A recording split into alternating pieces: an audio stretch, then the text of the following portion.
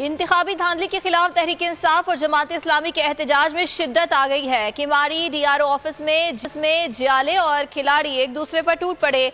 वाक़े के खिलाफ पूरे शहर में जमात इस्लामी और PTI भरपूर एहतजाज कर रही थी।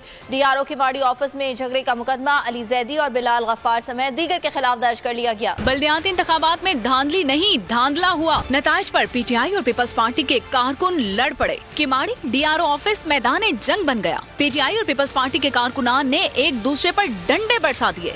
पथराव हुआ। बोल का कैमरामैन भी जख्मी हो गया। कैमरामैन को हमारे कैमरे भी तोड़ दिए। पीपल्स पार्टी पथराव किया है। पीपल्स पार्टी के झंडे मुझे नहीं पता किसका भाई ये कैमरामैन है जी।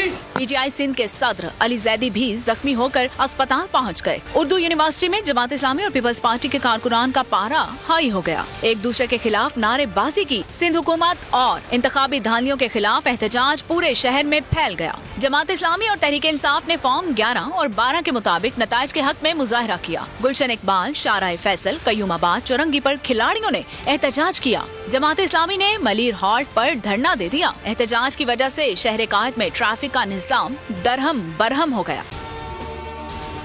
अगर आपको ये वीडियो पसंद आई तो लाइक पर क्लिक करें।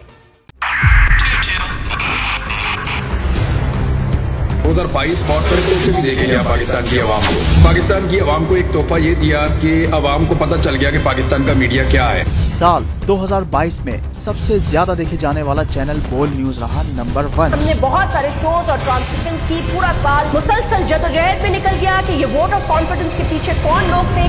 तोड़े रेटिंग के सभी रिकॉर्ड। सोशल मीडिया पर भी सबसे ज्यादा तेजी से 2.4 बिलियन व्यूज का संगे मील अबूर किया।